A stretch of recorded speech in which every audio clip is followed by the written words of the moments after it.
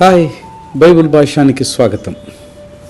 ధన్యతలు ఆంగ్ల మాధ్యమంలో బియాట్యూట్స్ అని పిలువబడ్డాయి.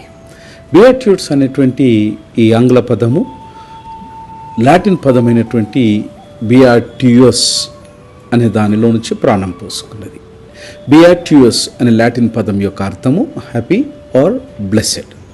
ఈ లాటిన్ బియాట్యూయస్ అనేటువంటి పదం బైబిల్కు తర్జుమాలో వాడబడినప్పుడు గ్రీకు పదమైనటువంటి మెకారియోస్ అనేటువంటి పదానికి బియాటియూస్ అనే లాటిన్ పదంకు ఆంగ్ల పదమైన బియాటిట్యూడ్స్, తెలుగులో ధన్యతలు అని ఇది తర్జుమా గావించబడినది. ఈ మెకారియోస్ అనే గ్రీకు పదము బహుశా మకర్ అనేటువంటి ధాతువులో నుంచి ప్రాణం పోసుకుందని బైబిల్ పండితులు భావిస్తూ ఉన్నారు. మకర్, మెకారియోస్, బియాటిట్యూడ్స్, ధన్యతలు అనగా బ్లెస్సెడ్, ఫార్చునేట్, ప్రివిలేజ్డ్ అనేటువంటి పర్యాయ పదాలు దీనికి వాడబడ్డాయి.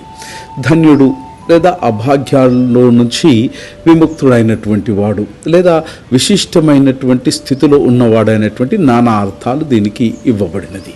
దైవ ఆశీర్వాదంతో జీవించాని వాడు కూడా మనం చెప్పుకోవచ్చు.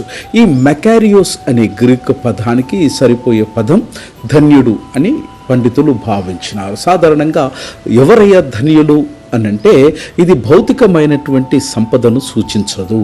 దేవుని దృష్టిలో ఆధ్యాత్మికంగా ధనవంతుడైన వాడు, దేవునికి అభీష్టుడైన వాడు మెకారియోస్, ధన్యుడు లేదా బ్లెస్సెడ్, దేవుని యొక్క కృపలో నడిచేవాడు అని దీని యొక్క అర్థం. ఆధ్యాత్మికంగా ఈ మెకారియోస్ అనే గ్రీకు పదానికి వ్యక్తి యొక్క సంపద, శక్తి లేదా సంతోషం ఆధారంగా ఒక వ్యక్తిని ధన్యుడు అని ఎప్పుడూ కూడా భావింపబడలేదు.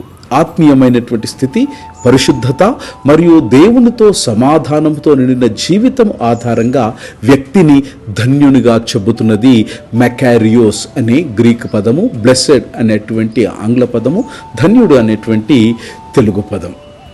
దేవుని సన్నిధిలో నివసించినటువంటి వారు, దేవుని యొక్క సహవాసంలో జీవిస్తూ ఆయన కృపను పొందినటువంటి వారు, ప్రపంచానికి విరుద్ధమైనటువంటి దైవ ధర్మాన్ని అనుసరించేటువంటి వ్యక్తి అంతర్గతంగా సంపూర్ణమైనటువంటి శాంతిని అనుభవించేవాడే నిజమైన మెకారియోస్ అనగా నిజమైన ధన్యుడు. ధన్యత కేవలము దైవ ఆశీస్సుల వలన మాత్రమే మనం పొందగలుగుతాం.